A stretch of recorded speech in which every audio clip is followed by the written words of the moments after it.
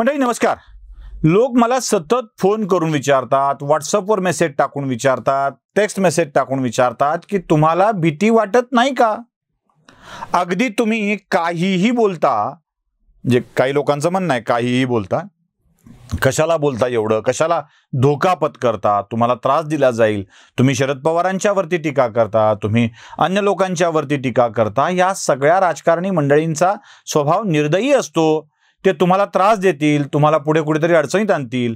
म्हणजे बऱ्याच जणांचा सल्ला मला असाही असतो की तुम्ही कुठे बाहेर जाताना सांगू नका, पण मला अजून असा अनुभव आलेला नाही आहे. लोक त्रास देतात, पण तो इंटरनेटवरती देतात, फेसबुकवरती देतात, यूट्यूबवरती देतात, ट्रोल करतात वगैरे वगैरे. हे सगळं त्रास होतो, त्याचा प्रश्न नाही, पण प्रत्यक्षात असा फिजिकली त्रास होत नाही.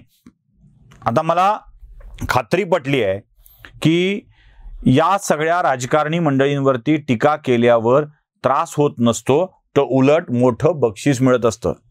त्यामुळे मला खरं तर नवी ऊर्जा मिळाली आहे, नवा असा उत्साह माझ्या अंगामध्ये संचारलेला आहे. त्यांच्या विरोधात टीका केल्यावर चांगलं काहीतरी मिळतं असं आता मला समजू लागलंय. आता बघा ना, मी तुम्हाला काही उदाहरणं देतो, म्हणजे उगी तुम्हाला असं वाटेल की कुलकर्णी काहीही बोलता का. आणि दुसरा एक प्रश्न असेल ना तुमच्या मनामध्ये, म्हणजे ही सगळी टीका, हे सगळं अनालिसिस तुम्ही काहीतरी मिळावं म्हणून करता का, असा एक तुमच्या मनामध्ये प्रश्न निर्माण होत असेल. हो, मिळावं म्हणूनच करतो माणूस काहीतरी. 4 पैसे यूट्यूबकडून मिळतात, ते मिळावं म्हणूनच करतो. त्याचं समाधान असं असतं की आपण व्यक्त झालोत, आपण बोलून टाकलंय म्हणून हे सगळं करावं लागतं. आपण बोललोत, आपण व्यक्त झालोत, काहीतरी मिळतंय, कोणीतरी अप्रिसिएशन करताय, सामान्य माणूस करतोय, यासाठी तर हे सगळं करायचं असतं.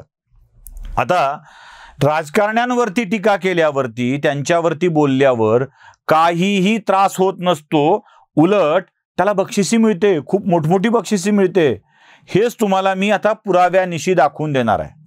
चला, पहिल्यांदा मी तुम्हाला सांगतो की अमोल मिटकरी यांना तुम्ही ओळखत असाल. माफ करा, म्हणजे कसं आहे, त्यांचं नाव, त्यांना दाखवणं आणि तुम्ही बघणं हे चालतं, म्हणून मला ते दाखवावं वाटतं. मग तुम्ही बघता, खूप संख्येने बघता, आणि खूप संख्येने बघितल्यावर 4 पैसे मला मिळतात. धंदे की बात है भाई, कोण छोडे. कारण उगीच ताकाला जाऊन भांडं लपवायचं, मी यासाठी नाही करत आहे, मी त्यासाठी नाही करत आहे वगैरे वगैरे असलं काय बोलायचं, हे आपल्याला असं डोंगी जमत नाही. म्हणजे उगाच न हे घेतले व्रत आम्ही अंधतेने म्हणायचं, काहीतरी करायचं आणि पैसे तर कमवायचेच. असे अनेक जण आहेत हो, असे अनेक जण आहेत. हे व्रत आहे, हे आम्ही मिशन म्हणून चालवतोय, आमची पत्रकारिता आमचा श्वास आहे असं म्हणायचं, आणि सतत तक्रार करत राहायचं की या पत्रकारितेला बळ मिळत नाहीये, बळ मिळत नाहीये. पण उत्पन्न होत राहतं, बळ मिळत असतं, पण मिळत नाही म्हणायचं आणि मिळवत राहायचं. अशी बोलायची एक पद्धत असते. मी तसं काही सरळ सरळ स्पष्टपणे सांगतोय. म्हणजे अगदी फोनपे नंबर, गुगल पे नंबर देऊन तुम्हाला म्हणतोय की बाबा मी मेहनत करतोय, मी काम करतोय, मी धाडस करतोय, मला शक्य असेल तुमच्याच्यानं या सगळ्यात सहकार्य करणं. मदत म्हणा, सहकार्य म्हणा, शब्द कुठलाही वापरा, फीस म्हणा, अजून काय म्हणायचं ते म्हणा, पण द्या असं मी सरळ सरळ आव्हान करतो. यातून काही उभं करणार आहे हेही तुम्हाला मी सांगतो. योग्य रक्कम झाली की उभं करणार आहे, त्याचा हिशोब तुम्हाला देता येईल याची व्यवस्था करून ठेवणार आहे. बरं, जाऊ द्या, किती मी बोलत बसलोय विनिष्कारण उगाच. तर ताकाला जाऊन भांडं लपवायची सवय आमची नाही आहे. त्यामुळे आता एक नवा आदर्श आम्हाला दिसलाय, तो आदर्श मी तुमच्या समोर मांडायचा आहे. हा आदर्श काय आहे? अमोल मिटकरी. मिटकरी कशा आहेत? मिटकरी सध्या विधान परिषदेचे सदस्य आहेत, राष्ट्रवादी काँग्रेस पक्षाच्याकडून. शरद पवारांचे आंखों के तार आहेत, शरद पवारांच्या अत्यंत जवळचे आहेत, दादांच्या अत्यंत जवळचे आहेत, सुप्रियाताईंच्या अत्यंत जवळचे आहेत. त्यांना बक्षिसी म्हणून विधान परिषद मिळालेली आहे, हे त्यांच्या बोलण्याचा परिणाम म्हणून मिळाली आहे की मिळाली आहे म्हणून बोलतायत माहीत नाही, पण ते बोलतायत. त्यांना बक्षिसी मिळालेली आहे, त्यांना विधान परिषद मिळालेली आहे. पण हेच मिटकरी शरद पवारांच्या वरती, पवार परिवाराच्या वरती अगदी बिनधास्त टीका करत होते. म्हणजे शरद पवारांना तो कसलो बोललेत मिटकरी, काय काय बोललेत. म्हणजे मला आश्चर्य वाटतं, मिटकरींसारखा माणूस एवढं बोलू शकतो शरद पवारांच्या विषयी. म्हणजे एका व्यासपीठावरून अमोल मिटकरींनी शरद पवारांना तुम्ही नेते नेमके कोणाचे हा प्रश्न विचारलाय. ऐका, काँग्रेस आणि राष्ट्रवादीने उतून जाऊ नये. तुम्ही भ्रष्ट होते म्हणून आम्ही भाजपला दिलं. तुम्ही बीसीसीआयचे नेते होते की शेतकऱ्याचे नेते, हा आमचा प्रश्न आता आमच्या डोक्यासमोर आहे. तुम्ही बीसीसीआयचे नेते होते की शेतकऱ्याचे नेते, हा आमचा प्रश्न आता आमच्या डोक्यासमोर आहे. तुम्ही बीसीसीआयचे नेते होते की शेतकऱ्याचे नेते, हा आमचा प्रश्न आता आमच्या डोक्यासमोर आहे. तुम्ही शेतकऱ्यांसाठी काही केलं असतं तर आम्हाला हा प्रश्न संभाजी ब्रिगेड स्थापन करायला आम्हाला संधीच मिळाली नसती. ऐकलं? जे शरद पवारांना तुम्ही शेतकऱ्यांचे नेते नाहीत, BCCIचे नेते आहात असा प्रश्न अमोल मिटकरी सतत विचारत होते.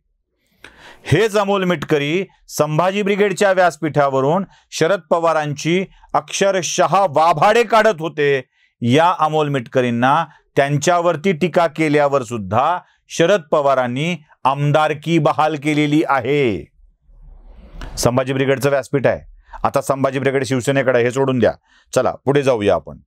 याच अमोल मिटकरींनी शरद पवारांचे लाडके पुतणे, राष्ट्रवादी काँग्रेस पक्षाचे दुसरे संभाव्य नेते अजित पवारांच्यावरती देखील तोंडसुख घेतलेलं आहे. अजित पवारांना देखील वाटेल ते बोललेले आहेत. अजित पवारांच्या विरोधकांनी त्यांच्या धरणातल्या, इंदापूरच्या सभेतल्या त्या धरणाचं वाक्य, आम्ही काय धरणात करायची का, ह्या वाक्याला अमोल मिटकरींनी वापरून काय काय अजित पवारांना बोलले ते तुम्ही ऐका. पाणी मागायला जातो तुमच्याकडे, तुम्ही म्हणता आम्ही धरणात मुततो, तुम्ही म्हणता आम्ही धरणात मुततो. धरणात मुतायची मिजाज केली म्हणून तुमचं राजकारण इथे संपवलं. पटलं ना?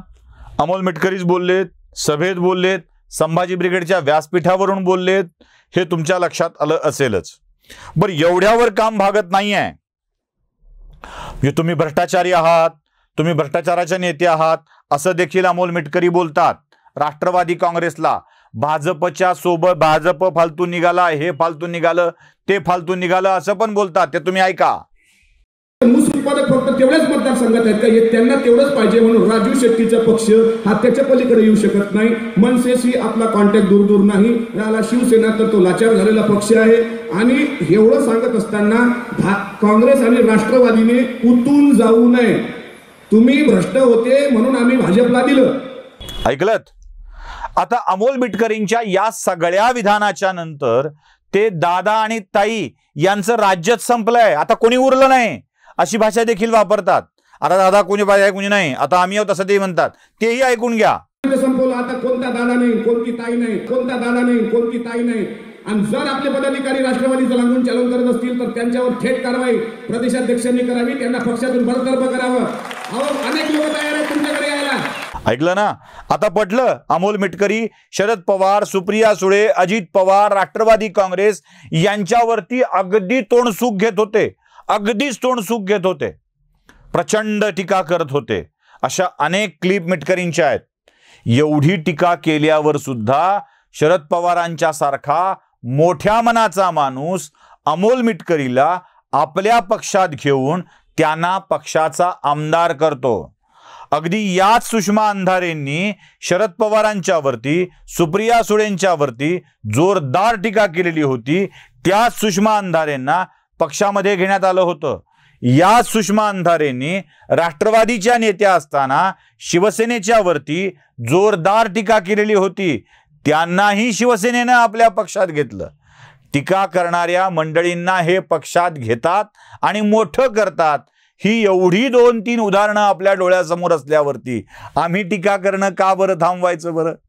म्हणजे कदाचित अमोल मिटकरींच्या सारखी संधी लाभली तर बरंच आहे की. तसं भाजप आम्हाला संधी देण्याची शक्यता कमीच आहे, कारण दिली तर पुन्हा आमचं आडनाव वाढवं येणार आहे. त्यामुळे तिथे काही फारशी चिंता करायची गरज नाही आहे, तिथे विचार करायची गरज नाही आहे, आशा ठेवायची गरज नाही आहे.